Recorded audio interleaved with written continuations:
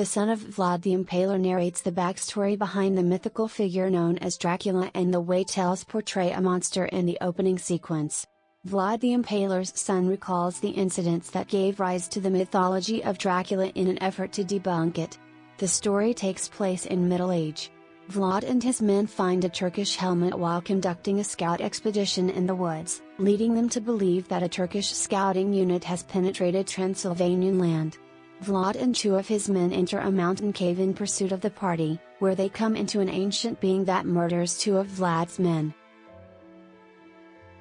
Due to the creature's susceptibility to silver and sunlight, Vlad manages to escape from it somehow. A maester in Castle Dracula tells Vlad about the creature, who was once a mortal man who called a demon forth from the depths of hell in exchange for dark power. It is also referred to as an old sorcerer and a master vampire. Later, we meet Vlad's wife Marina and his young son, Ingeraz, both of whom he adores. The Turkish party unexpectedly shows up the next day as Vlad and his people are celebrating Easter.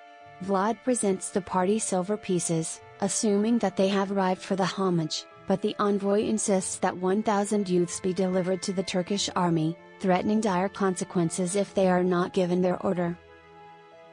One of Vlad's commanders claims that it must be done both out of a sense of obligation to his people and also because they had fewer soldiers than the Turks. Vlad and his army enter Turkish territory the following day to meet with Sultan Mehmed.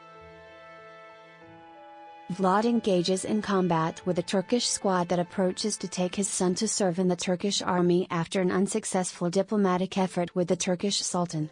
Vlad goes in search of the vampire's lair and informs him that he needs the vampire's power because he realizes he will require more strength to protect his land and his people. The vampire provides Vlad a little of his blood after hearing his tale and warning him about the dangers, endowing Vlad with nocturnal abilities. The vampire reveals that Vlad will be driven to consume human blood while under the influence of this power, but if he manages to resist the need for the whole 3 days, he will regain his human form. When he eventually awoke in the woods, he found that he had enhanced strength, the ability to recover more quickly, and the capacity to hear sounds in the distance. Vlad notices a Turkish attack of Castle Dracula upon his comeback from the cave, and he defeats the Turkish besieging force by himself, killing every single one of them. Vlad, who is adamant that his people must be protected at all costs, gives the group the order to retreat to a hilltop monastery whose location will thwart any Turkish attempt to seize the place. Vlad and Marina are in a tent when he starts to feel a thirst for human blood. He encounters a mysterious man named Ringfield while out for a walk in the wilderness who offers him some of his own blood to drink because he knows what Vlad has turned into. Vlad turned down his offer and warned the man to keep away. One of the wounded Turk soldiers carried a message from Prince Dracula Vlad noting that he enjoyed the sight of his impaled Turkish soldiers as Sultan Mehmed and his army arrived at Castle Dracula. Marina discovered him shaking and hiding under a blanket when she awoke the following morning. He explains to her that he struck a bargain with the vampire-like creature in order to strengthen himself and his kingdom's defenses. He demonstrated to her his vulnerability to sunlight, which would normally kill him but which he would have to withstand for 2 more days in order to recover his regular state. He claimed that this was the price he paid for defying the Turks' orders. The Transylvanian party is attacked by Turkish forces on the following night, and Vlad and his men fight them off. Despite winning the battle, Vlad's abilities start to get the notice of his closest advisors. When Vlad's use of the dark powers is revealed the following day at the monastery as he tries to rouse his troops ahead of the conflict, the monastery's residents turn against him. Vlad reprimands his people before departing, furious by what he perceives to be a betrayal. A huge Turkish force advances on the monastery that evening.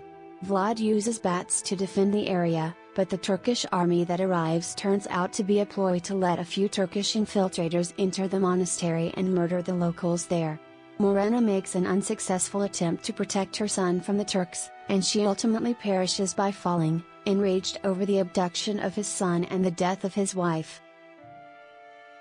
Vlad accepts Marina's final desire to drink her blood and embraces the evil within himself before departing for the monastery. Once he locates a few survivors, Vlad offers them all the opportunity to get revenge and provides them with his blood to consume. Vlad and his handful of vampires approach the main Turkish army camp as the Sultan and his warriors are getting ready to launch a large assault on Europe. The two sides engage in combat, but Vlad's vampires are far more powerful than the Turkish soldiers, and the conflict quickly turns into a carnage. Vlad searches for the Sultan, who has kidnapped his son, whereas the vampires unleash their revenge on the Turkish army. The Sultan fights Vlad with a silver sword after learning that the vampire is sensitive to silver. The Sultan has covered the ground of his tent with silver coins. Finally, Vlad defeats Sultan and kills him in the tent.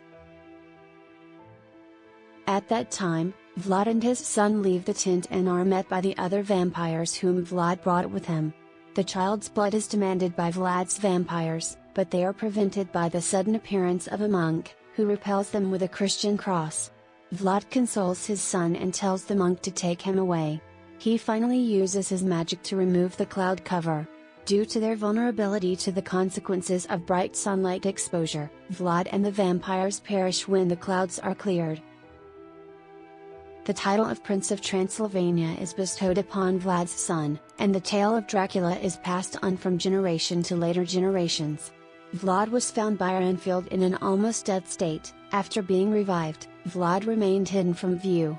In the present, a man approaches a woman who remarkably resembles Marina and compliments her flowers while, seemingly by coincidence, reciting her favorite poem. The person introduces himself as Vlad, and the woman as Mina, and the two leave together. The master vampire, who has not grown old, observes both pass by and ends the film with the words "Let the games begin." The film comes to a conclusion here. Was Vlad's decision to strike a deal with the master vampire a sensible one? Please share your thoughts in the comments section below. As always, thank you for watching, and if you enjoy this video, don't forget to hit the like and subscribe button. Take care and I'll see you in the next video.